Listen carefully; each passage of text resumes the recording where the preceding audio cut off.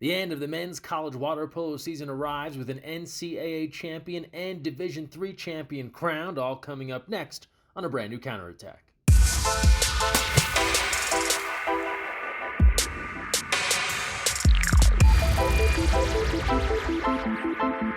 Hi everyone, Greg Mescall here. Thanks for joining us on the counterattack. We'll get to the first ever Division III championship in a moment, but first we go to Stockton, California, where the hometown Pacific Tigers advanced to the title match for just the second time ever, taking on the Stanford Cardinal. Stanford looking for their first NCAA title since 2002. Here's a look at some of the pivotal moments from this championship match via NCAA.com. Defense settling in. Rossman takes it and hits it and flexes on him. Comes the entry. Halleck, the catch, the hook shot, ricocheting in. Channeling a little hook shot action back to Abramson. Takes a look and hits. Tyler, the creator, adds another for the Cardinal. And they can sense this national championship now. 3, 2, 1. The long wait is over. One of college water polo's premier programs is back on top again.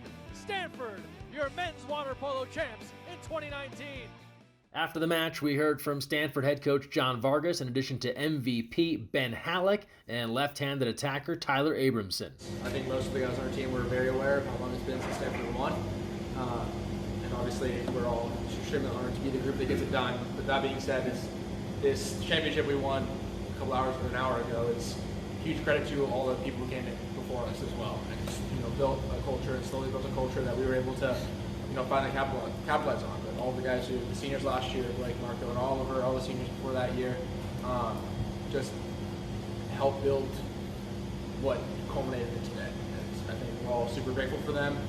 But this is a Stanford championship, not just us. It's everything. Those guys earn that just as much as every single one of us. I touched on it like 2 weeks ago, I think, but it's really just, it's the people like Spencer who come in and just bring it every single day and keep us honest, like make us play at our best every single day and challenge us so that we don't get to take any days off.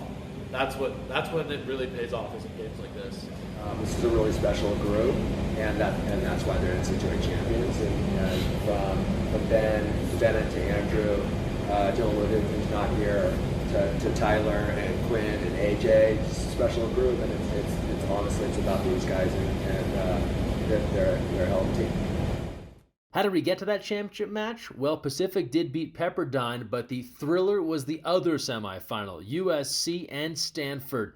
Let's pick it up here at fourth quarter. Stanford ahead by 3, USC chipping away. They've got it to within 1, and Luke Wyatt will beat the buzzer with no time left in regulation. An amazing shot from the USC Trojan that forces overtime. We go through 2 overtime periods. We're tied still. Now into golden goal overtime, and when you need a big score, who do you go to? How about the Olympian Ben Halleck slams this one home. That's your game winner. Stanford would advance there, and that set the table for their championship victory. And now on to the first ever USA Water Polo Division III Collegiate National Championship. Out to Whittier we go, where the water polo, I'm told, is prettier. Third place highlights MIT taking on Johns Hopkins. A couple of East Coast schools battling for third early on. Jaden Kunwar opens the scoring for Johns Hopkins with a skip shot. Then Clyde Hubreski able to deliver with a response, tying things at 1. On the other end, MIT's Hayden Niederreiter with a big stop in cage. Sullivan is back in the second, winding up and connecting for Johns Hopkins' 4th goal of the match.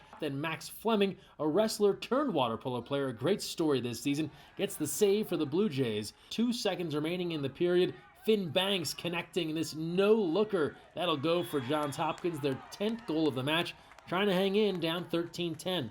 Moving along now, DeMarco, a little pump, fake, score, you know the deal. MIT in front 19-12. Schillinger scores his 5th goal of the match, sealing the deal. 20-13, MIT over Johns Hopkins for third place. Afterwards, we caught up with Niederreiter and Miller Jeske about the preparation for the game. This weekend, we had a tough, really hard-fought game yesterday against Whittier, and I think that prepared us and gave us the purpose to go follow through today. Coming out today, there was definitely a different perspective on the team. For for this game. At least for me, the seniors have been my family for the past 3 years on this team. And so we definitely owe a lot to them. And so this game we put in the effort and it turned out well.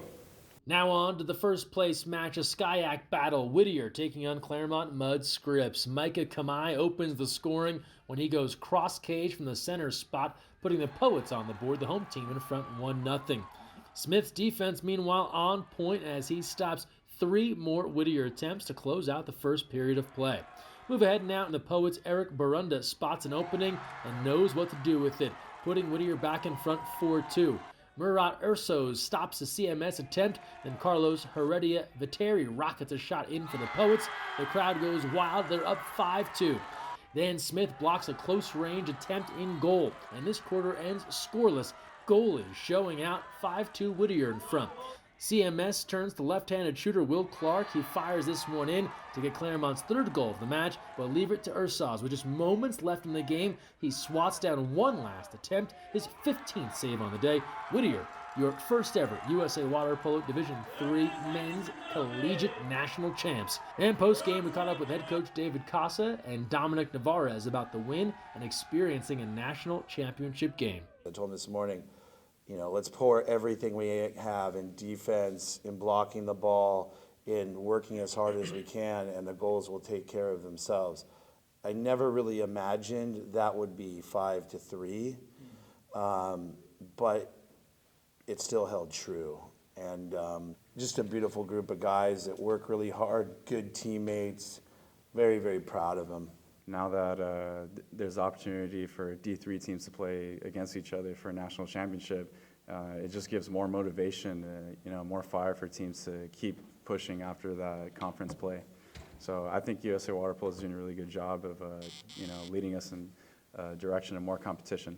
I feel like the moment that banner is raised, I don't know, wherever it's going to go, like this whole team is just going to come together and look at it, and we're all going to be like, damn, we did that. And that brings us to our final Cap 7 scoreboard of the year. We mentioned that NCAA Championship final, 13-8 in favor of the Cardinal. This is what the semifinals look like. Stanford with the 1-goal win in 3 overtimes. Pacific 4 goals better than the Waves. Pepperdine, shout out to the Waves, back in the NCAA tournament for the first time since 1997 when they won the whole thing. Then on to the Division III Championship. First day of action, Whittier over MIT and CMS downing Johns Hopkins. Then to 3rd place, it was MIT over Johns Hopkins in a high-scoring affair 2013, and Whittier defensive battle edging Claremont Mud Scripps 5-3. More water polo on the way this week. Some guys going right from the NCAA Championships to Kuwait City for the FINA Men's Junior World Championships. Team USA getting underway this week. Live streaming available via FINA TV. That's a subscription service, so pay-per-view, but make sure you check out all the results from Team USA right here on the Counterattack and also at usawaterpolo.org. We'll be updating you as the matches take place on our social media channels. Best of luck to Team USA competing at the Junior Worlds. Also this week, the women's national team has arrived in Montreal, Canada for the Canada Cup. They open up play today against Russia. Live streaming is scheduled via Canadian broadcaster CBC. More information available at usawaterpolo.org. And that event setting the table for next week when we'll be in Princeton, New Jersey for the 2019 Holiday Cup. All the action starting December 16th, running through December 21st. Team USA plays every day but the 18th. We'll have live coverage of all of the matches on each day but the 18th, airing live on cable TV channel 11 Sports and also streaming live at facebook.com/USAWP. Don't forget free admission, so show up to cheer on Team USA. You can RSVP at usawaterpolo.org and join us for some special days on December 16th. We'll be honoring the Eastern Prep champions in high school water polo. On December 17th, recognizing the Pennsylvania High School State Water Polo champions. And on December 21st, Betsy Armstrong Day, as we recognize the 2-time Olympic medalist for her contributions to the USA Water Polo national team. Going to be a great week of water polo. Looking forward to seeing everyone in Princeton. And then we go back west because while the women are playing in New Jersey, the USA men will be in California taking on Serbia starting December 18th at Cathedral Catholic High School. Live streaming of all matches available at facebook.com/USAWP and youtube.com/USAWP. Now, the match at Cathedral Catholic already sold out. Limited tickets available for the matches on December 20th and 22nd, and a special night on December 20th in Torrance, Ryan Bailey night, as we honor the career of the four-time Olympian and 2008 Olympic silver medalist. Make sure you get your tickets for December 20th and 22nd to cheer on Team USA as they go up against one of the best in Serbia. And now on to our social media send-off, brought to you by our friends at Cobian, and we start off with our weekly winner of a free pair of Cobian sandals. We told you not long ago, USA Water Polo now over 50,000 members. Thanks to all of our members and everyone in the water polo community that has helped this sport to grow. And Coach Caesar has the right idea commenting on this post and excited about the sport growing and growing even more in Florida. Well, now he can help grow the game in a brand new pair of Cobian sandals. From there, Chancellor Ramirez, well, his UCLA Bruins weren't part of the NCAA tournament, so when in doubt, he's going to support his Team USA teammate, Ben Halleck, sharing this via his Chancellor04 Twitter account. Great moment here. Stanford women's soccer, they'd go on to win the NCAA championship in penalty kicks over North Carolina just hours after the Stanford men won their title. But first, they took some time to cheer on the Stanford water polo squad in a semifinal round. Cross. Yes! Yes, yes, yes, yes, yes. So they win it? They won. Yay! Big news this week as Kaylee Gilchrist returns to the pool and caps up for Team USA, coming all the way back after that nightclub collapse in Gwangju, South Korea. Kayle's saying it came full circle as her first event with the USA Women's Senior National Team, the Canada Cup, way back in 2013. Before they headed to Canada, the USA women were recognized at the Anaheim Ducks LA Kings game in Anaheim. Maddie Musselman and Mackenzie Fisher getting a chance to ride the Zamboni, sign autographs, and take photos before the game. A great evening at the Honda Center, thanks to the Ducks for hosting Team USA. Over to Instagram, where Northwest Water Polo up in the state of Washington, they're putting in the work of practice, and they're using the hashtag counterattack. Well done.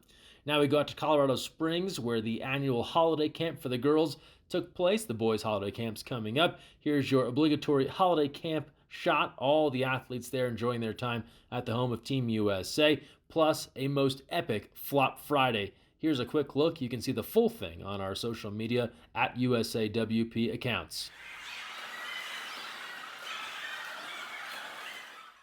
And last but not least, holiday camp, a big moment for athletes and coaches. But let's not forget about the referees via the USAWP referees account, enjoying their developmental experience at the holiday camp. And that's the best of water polo on the internet this week. Thanks so much for joining us. And don't forget, when you're on the counterattack, look weak side.